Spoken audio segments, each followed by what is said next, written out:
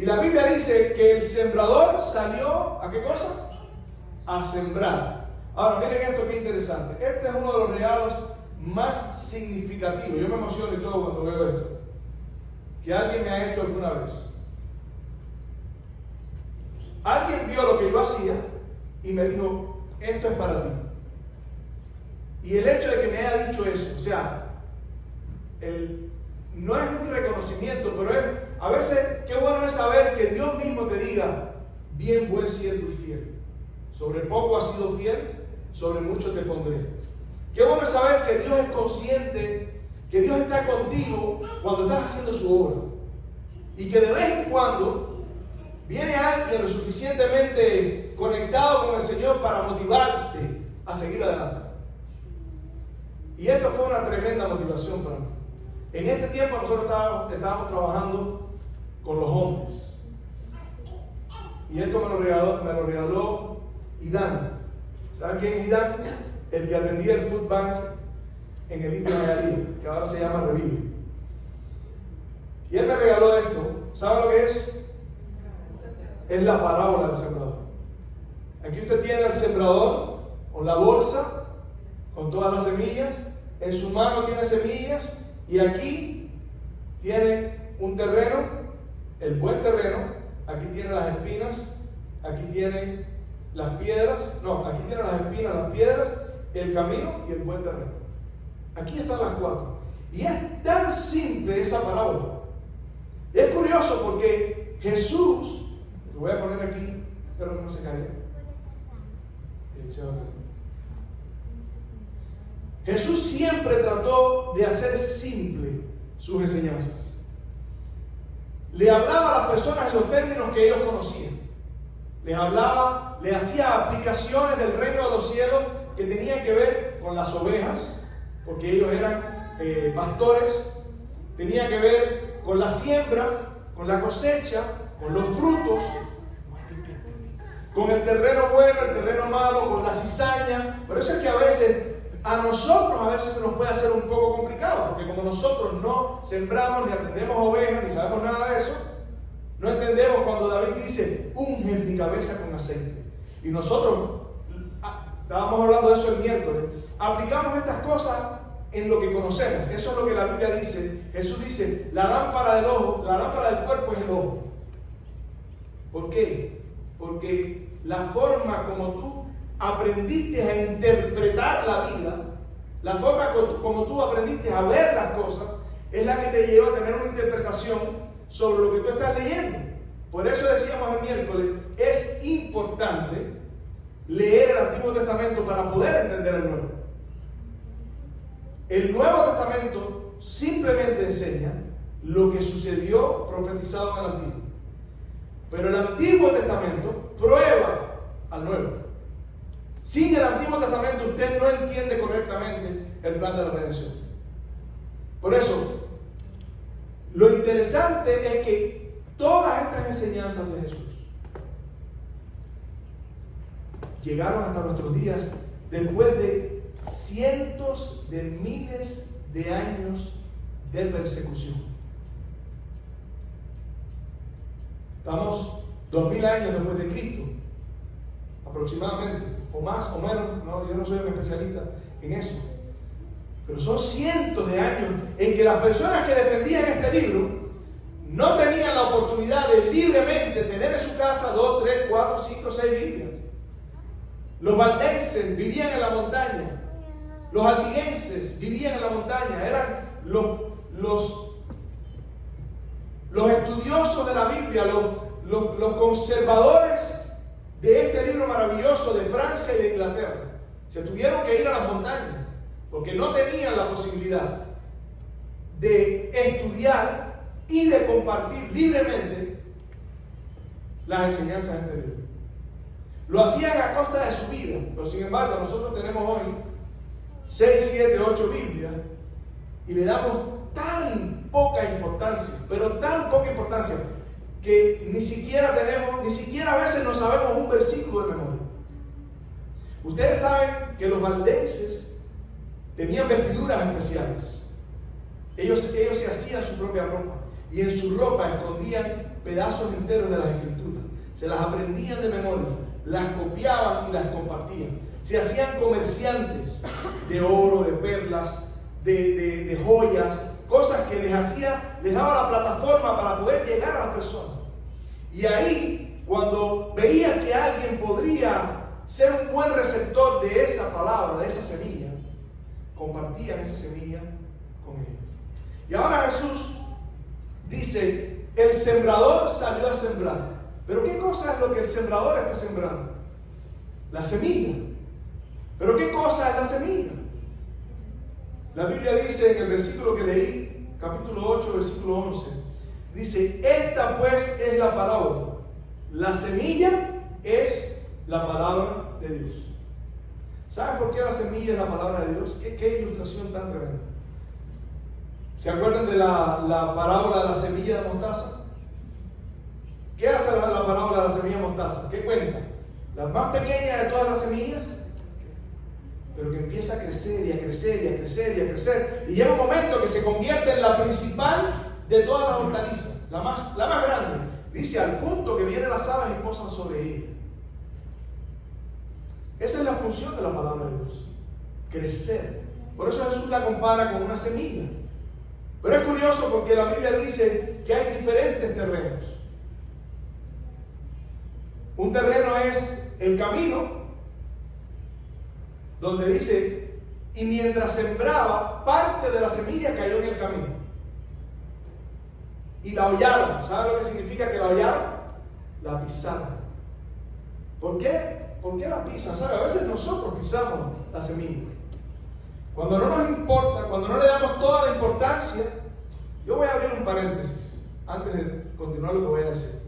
Familia, yo no estoy aquí para regañar a nadie. Esto no es un regaño. Yo simplemente estoy explicando lo que la Biblia enseña.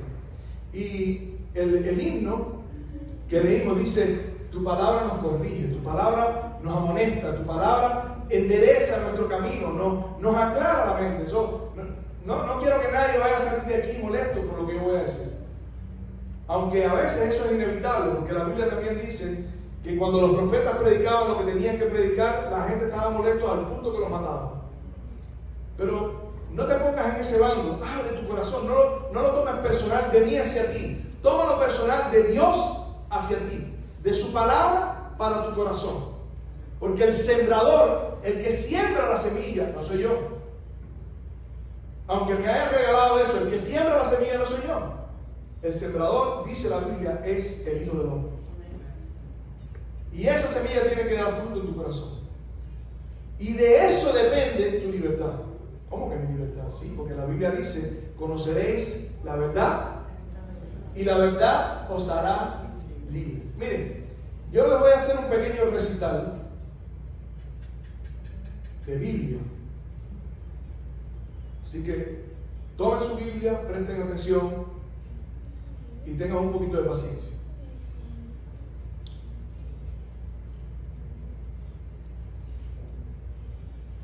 Hay otra ilustración que está en el capítulo 6, versículo 46. Y ahí Jesús dice, 6:46, ¿por qué me llamas Señor, Señor, y no haces lo que te digo? ¿Dónde está lo que Él dice? ¿Dónde está lo que Jesús enseña? ¿Dónde está lo que el Señor, del cual estábamos diciendo hoy en la mañana, hace un momentico, que la decisión más importante que tú tienes que tomar en tu vida es permitirle a Cristo ser Señor en tu vida?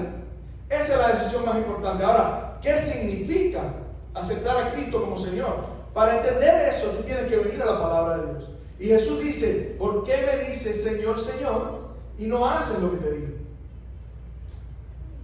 Y ahora dice, todo aquel que viene a mí y oye ¿qué? Mis palabras. ¿Se dan cuenta? ¿Por qué me dice Señor, Señor y no guarda mis palabras? En otras palabras, lo que está diciendo Jesús. Todo aquel que viene a mí y oye mis palabras y las hace, les voy a decir a quién es semejante. Dice el versículo 48. Semejante es al hombre que al edificar una casa cavó y ahondó y puso el fundamento sobre la roca. Y cuando vino una inundación, El río dio con ímpetu contra aquella casa, pero no la pudo mover, porque estaba fundada sobre la roca. Y ustedes conocen la historia. El otro es el que siembra el fundamento de su casa sobre la arena, viene la lluvia y se lo llevó. Quiere decir, la decisión tuya hoy, tu decisión de aceptar a Cristo en el contexto de lo que Cristo enseña, es el equivalente a sentar tu casa sobre la roca. ¿Sí entienden? ¿Sí estamos entendiendo eso? ¿Entendemos? ¿Cuántos entienden eso? Sentar tu casa sobre la roca. Y dicho sea de paso, la Biblia dice, Él es la roca. Cristo es la roca. La piedra angular. La roca principal sobre la cual tú debes construir tu casa. Ahora, vamos un momentico a Lucas capítulo 4. Lucas capítulo 4, versículo 16. Voy a leer desde el 14. Dice, y Jesús volvió, ¿en qué? En el poder del Espíritu a Galilea. Y se difundió su fama por toda la tierra de alrededor, y enseñaba en las sinagogas de ellos, y era glorificado por todos. ¿Qué dice que se difundió de Jesús? ¿Qué se difundió de Jesús? Su fama. ¿Cuál era la fama de Jesús? En los primeros días de su ministerio. La fama de Jesús. ¿Alguien recuerda por qué Jesús era famoso en los primeros días de su ministerio? No tanto por su palabra. Vamos a buscarlo para que lo saquemos de la Biblia. Dice, capítulo 4, versículo 31. Descendió Jesús a Capernaum, ciudad de Galilea, y les enseñaba en los días de reposo, y se admiraban de su doctrina, porque su palabra era con autoridad. Estaba en la sinagoga un hombre que tenía un espíritu de demonio inmundo, el cual exclamó a gran voz, diciendo, déjanos, ¿qué tienes con nosotros, Jesús Nazareno? ¿Has venido para destruirnos? Versículo 35 dice, Jesús le respondió diciendo, cállate y sal de él. Entonces el demonio, derribándole en medio de ellos, salió de él y no le hizo daño alguno. Y estaban todos, ¿qué cosa? Maravillados. Y hablaban unos a otros. Dicen que la mejor promoción que usted puede tener es la que es de boca a boca, ¿verdad? Alguien experimentó y va y comparte con otro. Unos a otros diciendo, ¿qué palabra es esta? ¿Con qué autoridad y poder manda a los espíritus inmundos y salen? Y su fama, ¿se dan cuenta? Su fama se difundía por todos los lugares de los contornos. ¿Y qué trajo eso como consecuencia? Jesús sana a la suegra de Pedro. Entró a la casa de Pedro y sanó a la suegra de Pedro que tenía una fiebre tremenda. El versículo 40 habla de cómo muchos son sanados a la puesta del sol. Por cierto, voy a abrir un pequeño, cortito paréntesis aquí, aunque yo creo que ni cerrado el otro todavía. Pero, ¿saben por qué Jesús sanó a la puesta del sol? ¿Nunca se han hecho esa pregunta? Dice, muchos son sanados a la puesta del sol. Y como estamos hablando de los milagros, lo vamos a mencionar. Dice, al ponerse el sol, todos los que tenían enfermos de diversas enfermedades, los traían a él. Y él, poniendo las manos sobre cada uno de ellos, los sanaba. También salían demonios de muchos, dando voces y diciendo, tú eres el Hijo de Dios. Pero él los reprendía y no les dejaba hablar, porque sabían que él era el Cristo. ¿Saben por qué? Rapidito, voy a cerrar el paréntesis, porque era sábado. Cuando Jesús hizo un milagro en sábado fue totalmente intencional, para llamar la atención, porque para él no era pecado, pero por respeto a los fariseos y por respeto a las costumbres que ellos tenían, la forma como ellos entendían en ese tiempo, el sábado, Jesús los sanó después de la puesta del sol. Porque los judíos guardaban el sábado como nosotros, de puesta del sol a puesta del sol. Fíjense que hay un fariseo, hay un líder de una sinagoga, que cuando Jesús sana, él dice, venid después que se ponga el sol y ser sanados. Ese es el contexto de por qué dice, cuando se puso el sol. Recuerden que la Biblia es un telegrama. Pero eso era lo que hacía Jesús. Otro milagro, la pesca milagrosa. Quiere decir, este señor no solamente espanta a los espíritus, sana a los enfermos, también produce comida para 5,000, 7,000 personas y sobran 7 y 12 canastas. Y dice, ¿y su fama qué? Se extendía. Vamos entonces a seguir por aquí. Jesús sana a un leproso, versículo 12 del capítulo 5. Capítulo 6, y este es uno del sábado. Jesús sana a un hombre que tenía una mano seca. Versículo 17 del capítulo 6. Jesús atiende a una multitud, lo que acaba de decir aquí. ¿Qué tienen hambre? Señores, ¿a dónde van? No, es que tenemos que ir a comprar por 200 denarios. No necesitan. Dadle vosotros de comer. ¿Y qué pasó? Jesús hizo un milagro, multiplicó panes y peces y sobró. Ahora, ¿saben? Hay personas que han estado dispuestas a dar su vida por las enseñanzas de Jesús. ¿Por qué son tan importantes las enseñanzas de Jesús? ¿En qué consistían las enseñanzas de Jesús? Cuando usted lee la Biblia y oye hablar a Jesús y no le pone todo el corazón a lo que la Biblia dice, usted dice, qué lindo. Pero cuando le pones el corazón a lo que la Biblia enseña, ¿saben qué es lo que pasa? Te empiezas a sentir confrontado. Y cuando Jesús abría la boca, sus palabras confrontaban a los pecadores, los corregía, les indicaba dónde estaban mal, como hacían los profetas que dije ahorita. Miren esto, dice el capítulo 6, versículo 20: mientras Jesús se mantuvo haciendo milagros, todo estuvo bien. Pero cuando Jesús empezó a hablar, la gente empezaron a decir, este no es el Cristo que nosotros queremos. Este no es el Cristo que nosotros estábamos esperando. Nosotros necesitamos un Cristo que tenga poder para gobernar a los romanos. No un Cristo que tenga poder para cambiar el corazón. Y yo te digo esta tarde, el Cristo que yo te quiero presentar puede cambiar tu corazón. Y no importa de quién tú te rodees, no importa quién tú seas, tú necesitas un cambio de corazón. Pero la única forma en que tu corazón puede ser cambiado, dice Jeremías capítulo 23, es con la palabra de Dios, que es como un martillo que rompe la piedra. Es como fuego que consume el pecado. Eso dice Jeremías capítulo 23. Y la diferencia entre los falsos profetas, había dos diferencias entre los falsos profetas y los profetas de Dios.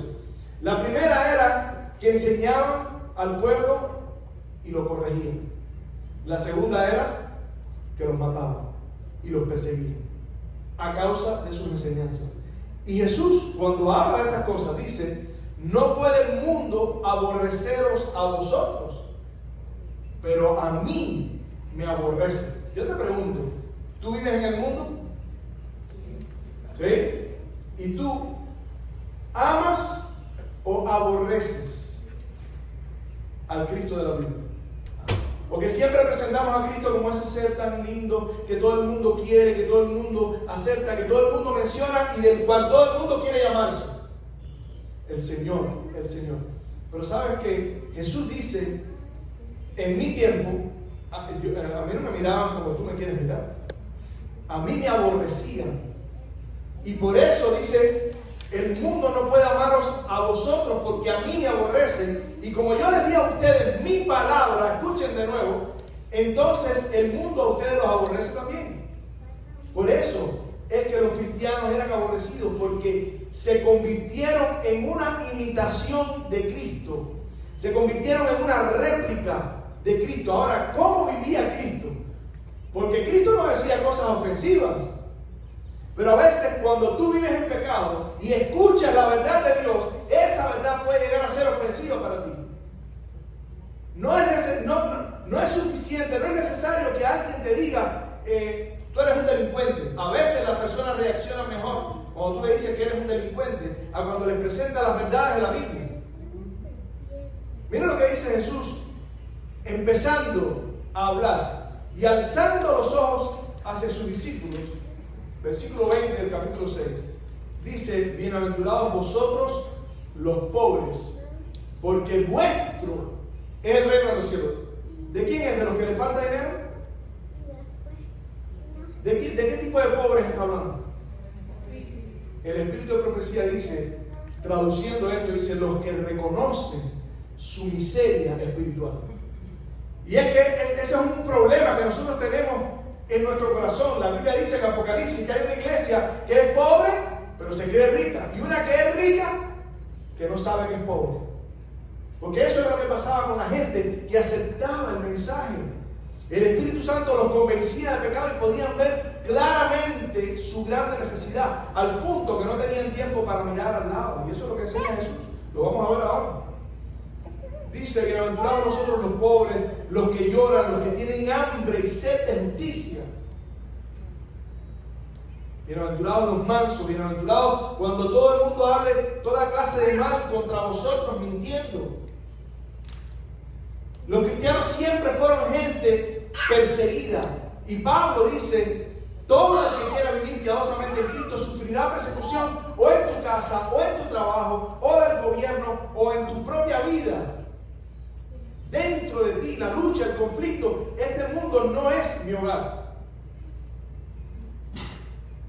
Por eso yo quiero saber qué es lo que la Biblia enseña, qué es lo que Jesús espera de mí. Porque Él dice: ¿por qué me dice Señor, Señor? Ahí está en el versículo 46. Y ahora dice, versículo 27. Vamos a ver algunas de las enseñanzas de Jesús. Pero a vosotros, los que oís, os digo: amad a vuestros enemigos. ¿Cuántos tienen enemigos aquí? ¿Cuántos tienen enemigos aquí? ¿Nadie tiene ningún enemigo? No, algún enemigo humano. Pero vosotros los que oís os digo: amad a vuestros enemigos, haced bien a los que os aborrecen, bendecid a los que os maldicen, y orad por los que os calumnian. Al que te hiera en una mejilla, preséntale también la otra. Al que te quite la capa, ni aun la túnica le niegues. A cualquiera que te pida, dale, y al que tome lo que es tuyo, no le pidas que te lo devuelva. ¿Cuántos tienen deuda a gente aquí que les debe? La Biblia dice: no le pidas que te lo devuelva.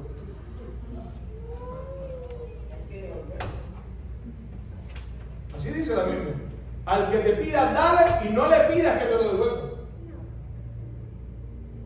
A cualquiera que te pida, dale, y al que tome lo que es tuyo, no pidas que te lo devuelva.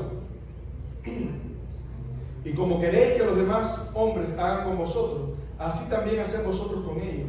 Porque si amáis a los que os aman, o sea, si amas a los que te aman, ¿qué mérito tenéis? Porque también los pecadores aman a los que aman, a los que los aman. Y si hacéis bien a los que os hacen bien, a los que hacen bien los pecadores, porque también los pecadores hacen lo mismo. Y si prestáis a aquellos de quienes esperáis recibir, ¿qué mérito tenéis? Porque también los pecadores prestan a los pecadores para recibir otro tanto. ¿Quiénes son los que prestan para recibir otro tanto? Los pecadores.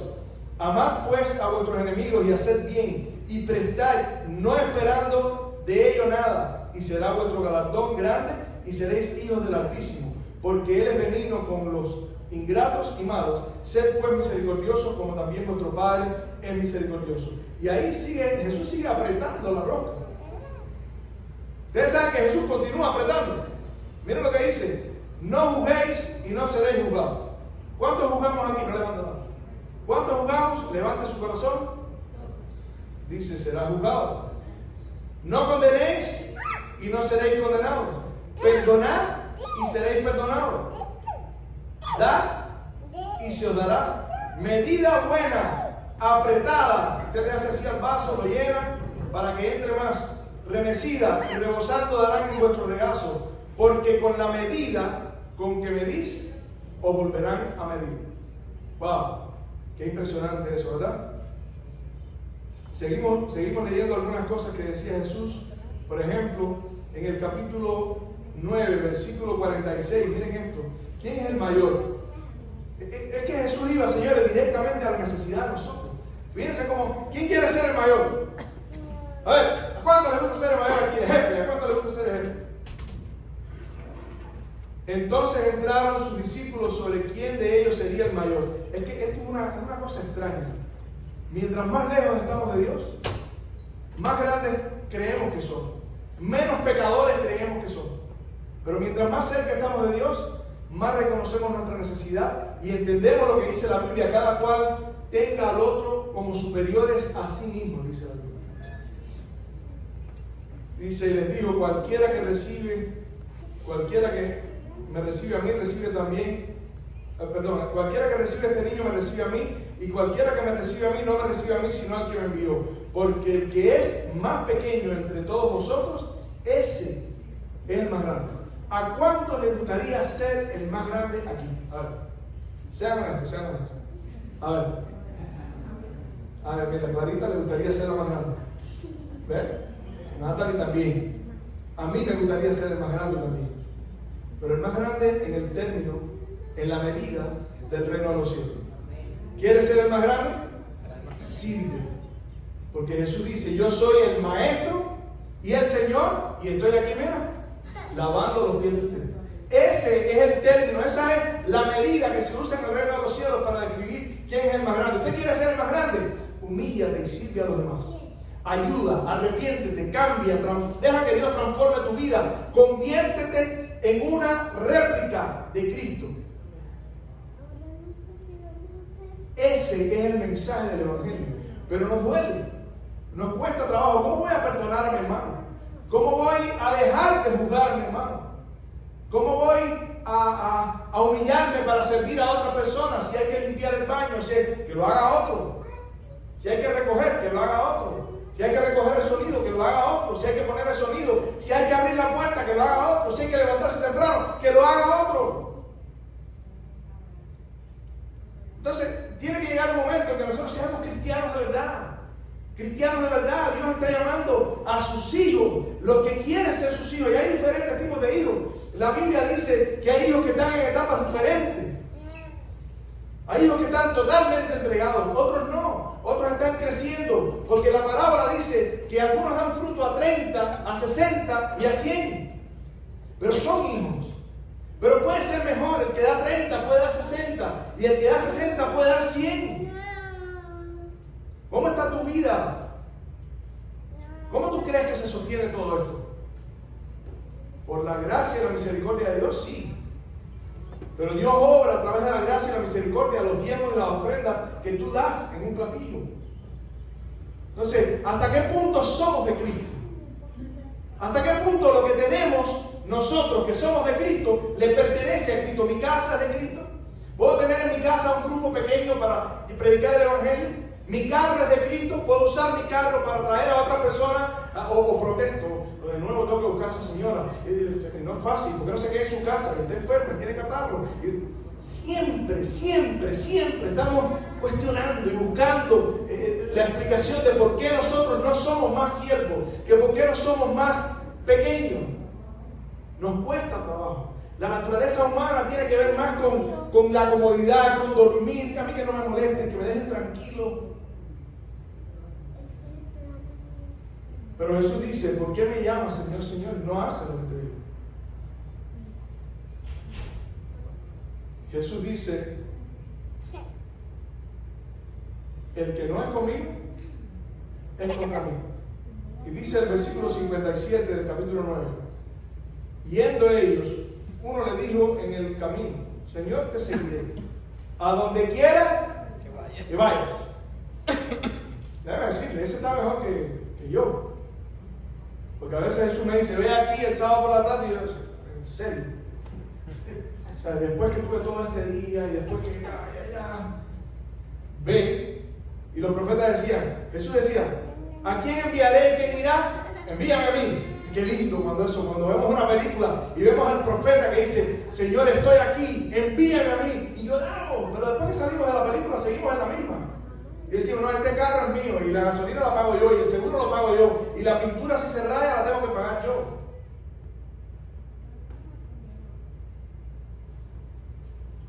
Te seguiré a donde quiera que vayas. Y Jesús le dijo, las zorras, señores, cuando yo leo las cosas que Jesús dice, ¿cuántos están apurados ahí? ¿Ya se quieren ir a ver? Nadie, cuidado con levantar la mano.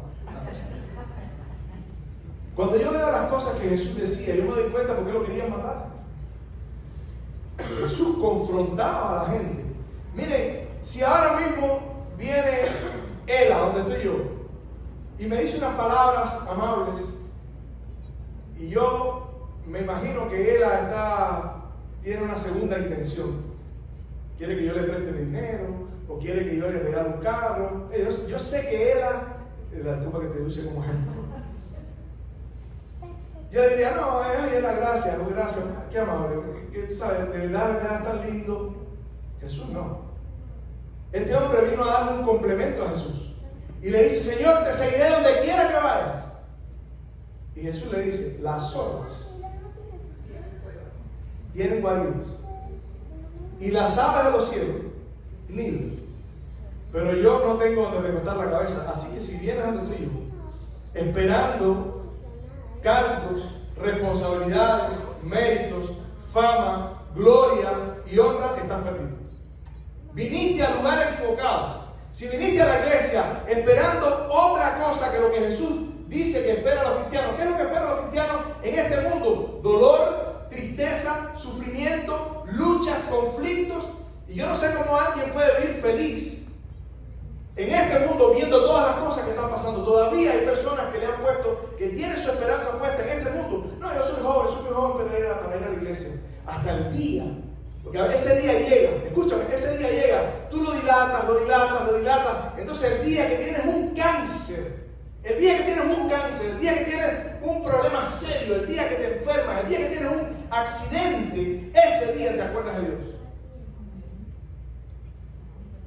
¿Hasta dónde llega nuestra hipocresía con Dios?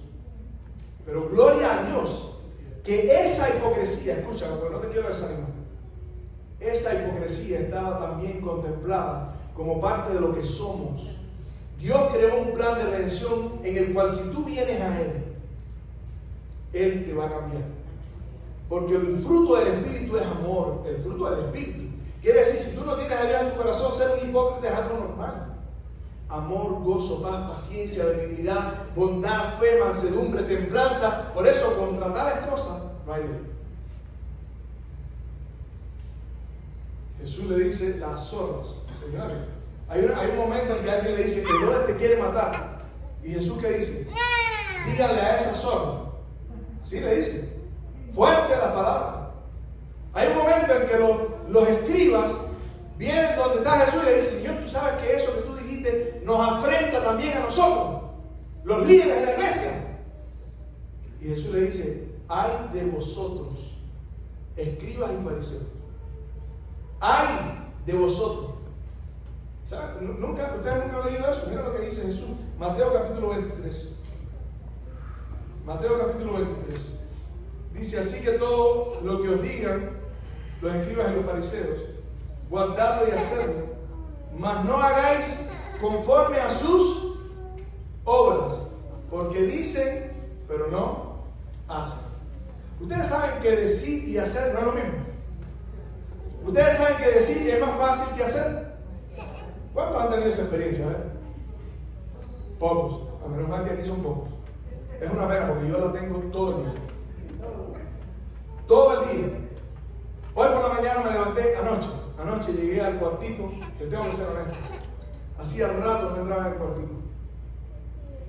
Estaba leyendo en mi cama, pero cada vez que me pasaba por la mente pasar por el cuartito, había algo que no me... Hemos estado pasando por problemas difíciles, por situaciones difíciles. Y antes de ayer, el Señor me dijo, es en medio de los problemas que tú tienes que aprender a regocijarte. Porque, y me vino un versículo a la mente donde dice que el impío tiene miedo del mal que viene. Pero el cristiano no tiene miedo del mal que viene. Quiere decir, si tú tienes recursos, tú no tienes miedo de que te vas a perder los recursos, de que vas a perder todo lo que tienes.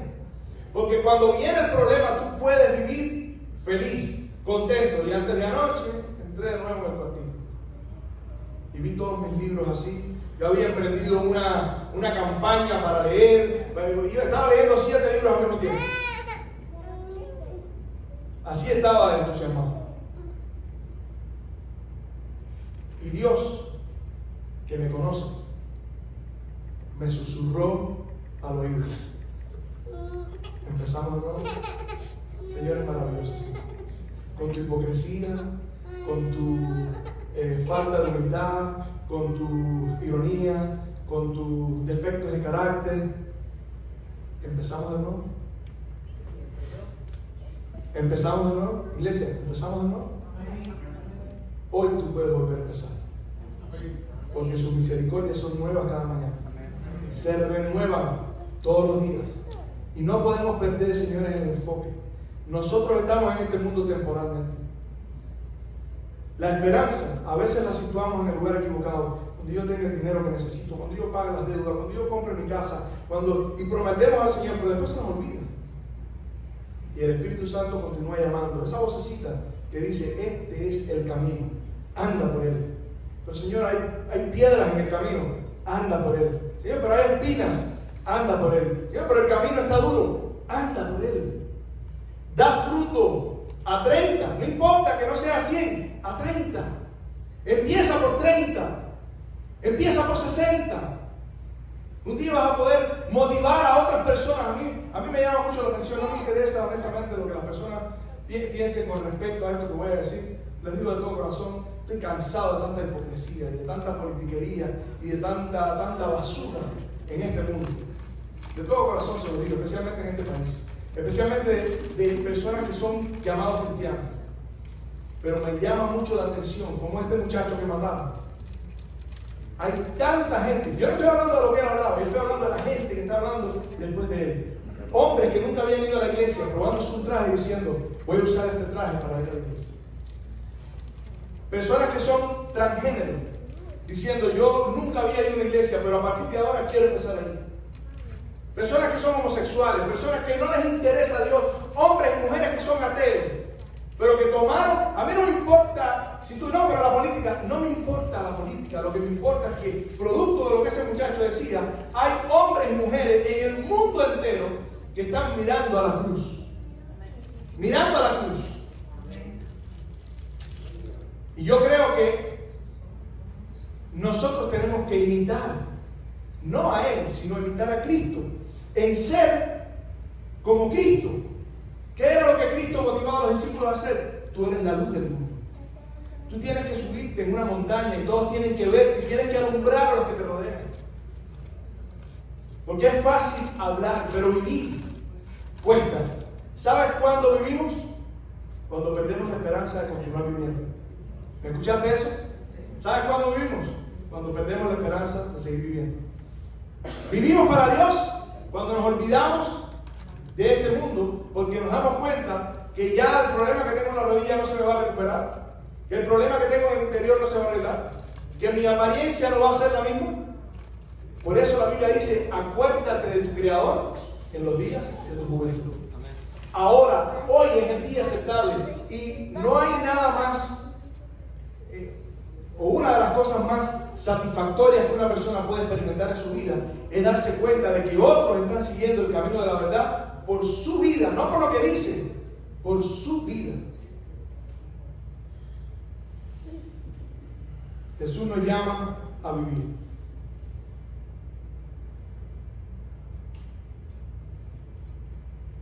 En Lucas, usted puede leer ahí todas las enseñanzas, quién es el mayor, el que no es contra nosotros, por nosotros es, lo que quería saber, lo que quería seguir a Jesús, la levadura de los fariseos, el que me confesara delante de los hombres, el siervo vigilante, la necesidad de estar vigilante. No, hoy no, el Señor no viene hasta de aquí a 50 años. El siervo infiel. Jesús, ¿cómo Jesús es causa de división? Mira, eso lo dice la Biblia. ¿Cómo no conocéis este tiempo? Dice Jesús. Puedes interpretar, parece que va a llover. Pero cuando mira la profecía no eres capaz de decir, parece que Cristo está veniendo. ¿Cómo no reconocéis este tiempo? Miren esta. ¿Y por qué no juzgáis por vosotros mismos lo que es justo? Cuando vayas al magistrado con tu adversario, procura en el camino arreglarte con él. No sea que te arrastre al juez y el juez te entregue al alguacil y el alguacil te meta en la cárcel. Te digo que no saldrás de ahí hasta que pagues el último cuadrante. Y hay un texto que dice, si tu hermano tiene algo contra ti y estás a punto de poner aquí el dinero de la ofrenda, no dice no pongas el dinero de la ofrenda, no dice vete de la iglesia. Tú lo puedes hacer, porque a veces evadimos la responsabilidad. Lo que tenemos que hacer no es quitarnos, lo que tenemos que hacer es empezar a hacer lo que es correcto. Toma tu ofrenda, póntela en el bolsillo, y en ese mismo momento, toma a tu hermano, llámalo y dile, Carlos, ven un momentito, necesitamos hablar. ¿Qué pasó? Es que tengo que ofrendar. ¿Cómo que tienes que ofrendar? Sí, tengo una ofrenda aquí para dar al Señor. ¿Y qué tiene que ver eso conmigo? Es que tú y yo tenemos un problema. Yo tengo un problema contigo. Porque tú me ofendiste. Porque hace años me hiciste esto. Porque maltrataste a un primo mío, maltrataste a mi esposa, maltrataste a mi hijo, me debes dinero, hiciste esto, y yo no puedo continuar viviendo con eso, sabiendo que no te he perdonado, y dice la Biblia, no debo dar ofrenda, sin antes resolver mi problema contigo. Eso es lo que la Biblia dice. Pero para nosotros es más fácil continuar dando ofrenda, aparecer en el espectro público, y que parezca que todo está bien. Pero la Biblia dice, aquí mismo dice, no hay nada encubierto que no haya de salir a la luz. Lo que se habló en secreto, todos los chismes que se hablaron en secreto, escúcheme esto, todos los chismes que se hablaron en secreto, todos, los buenos, los malos y los disfrazados, todos los chismes, un día van a salir a la luz. No importa lo que usted hable. De hecho, la Biblia dice, ¿quién subirá al monte de Dios? ¿Quién? El que no anduvo chismeando, así dice la Biblia. Así dice. El que no se sentó en silla de escarnecedores. ¿Qué cosa es un escarnecedor? Alguien que anda sacándole las tiras de pellejo a otra persona. Eso es lo que la Biblia enseña. Lo que cuesta seguir a Cristo. Grandes multitudes iban con él y volviéndose les dijo, si alguno viene a mí y no aborrece a su padre, su madre, su mujer y sus hijos y hermanos y hermanas y aún también su propia vida. Acuérdate lo que te dije. A veces queremos vivir para Cristo cuando ya no tenemos vida. Y ojalá que te toque mínimo eso, porque algunas personas no hacen el cuento. A algunas personas se les corta la vida en el proceso. En el nombre del Señor, reprendemos a lo que no sea de Dios. En Cristo somos más que vencedores. A algunos se les corta la vida así, en un instante. Cae un rayo y muere todo. Alguien me contó, ¿fuiste tú él? Alguien me contó esta semana que había unas personas que dormían arriba. ¿Quién me contó eso? Hermanita.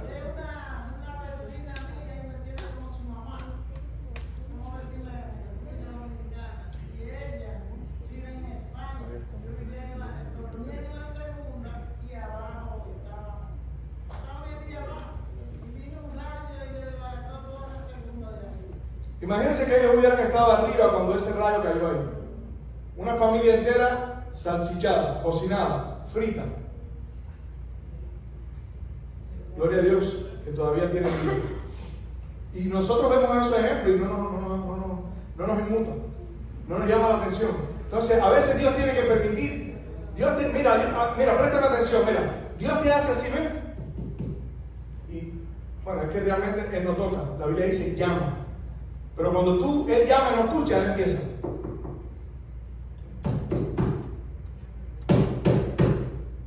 Hasta que tú escuchas. Porque Dios va a hacer lo que tenga que hacer para salvarte.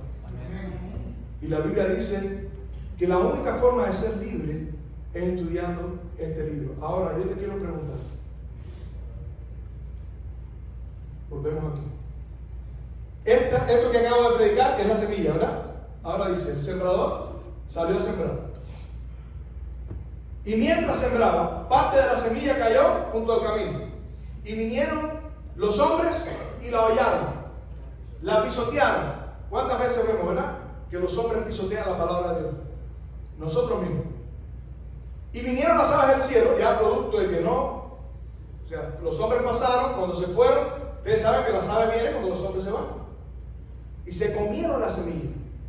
Porque el camino estaba tan duro que la semilla no pudo florecer. Y el camino es nuestro corazón. El terreno es nuestro corazón. Ve tomando la ilustración. Acuérdate que la semilla es la palabra. Ahora hace falta identificar qué terreno es tu corazón. Y él siguió sembrando. Y parte de la semilla cayó entre espinos. En la roca primero. Pero como no te, y dice que floreció. La semilla floreció. Dice esto, Jesús dice, estos son los que escuchan la palabra y por un tiempo se regocijan. Pero después cuando vienen las pruebas, se van. No tenía humedad y el sol la secó. Las pruebas. Dice, pero parte de la semilla cayó entre espinos. Pero miren esto, dice que los espinos crecieron con la semilla. No fue de ahora para ahorita. La semilla estaba, la semilla dio fruto, perdón, nació, creció. Pero junto con ella crecieron espinos que dice que finalmente la ahogaron. Si tú crees que los espinos no van a ahogar tu vida y que al final vas a tomar una decisión, no te engañes, porque la Biblia dice que cuando creces entre espinos, finalmente los espinos de este mundo ahogan tu vida. Ahogan la semilla y no dejan que dé fruto. ¿Saben por qué millones se van a perder? Porque creen que a última hora van a tomar la decisión. Y dice, pero él siguió sembrando. Y parte de la semilla cayó en tierra buena. Y ahí dice que creció y dio fruto a 30, a 60 y a 100 por uno. Ahora la pregunta es, esta es la palabra de Dios. Esta es la semilla. Lo que tú tienes que responder es, ¿qué terreno es tu corazón? ¿Qué Dios espera de ti? Sé honesto contigo mismo. Ve a la Biblia y confróntate con ella, porque yo te he confrontado primero en esta mañana. Y termino con esto. Y como mi esposa está aquí, cuando digo termino, tengo que terminar. Nada más. Hay una recompensa. Hay una esperanza. Hay un día glorioso que nos espera.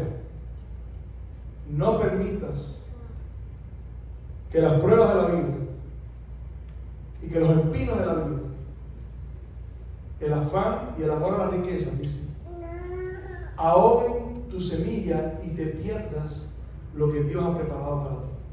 No esperes al último momento para decirle, Señor, heme aquí, envíame a mí. Cuando usted va a la historia de los sacerdotes, era un privilegio ser un sacerdote. Y qué lindo, vemos a los sacerdotes tan limpiecitos. Eso no era así. Los sacerdotes tenían tremendo trabajo. Se pasaban la vida cortando carne, cargando los muebles. Era trabajo físico. Un privilegio y una gran responsabilidad. Y nosotros tenemos el privilegio de la palabra de Dios. Vemos a Moisés, ay qué lindo, Moisés, Dios le habló. Sí, pero tuvo que tallar 2 piedras que yo no sé cómo pudo haber hecho eso en aquel tiempo. ¿Qué herramientas usó Moisés para tallar 2 piedras? Y después las tuvo que cargar arriba. Y tuvo que llevar arriba también a todo ese pueblo.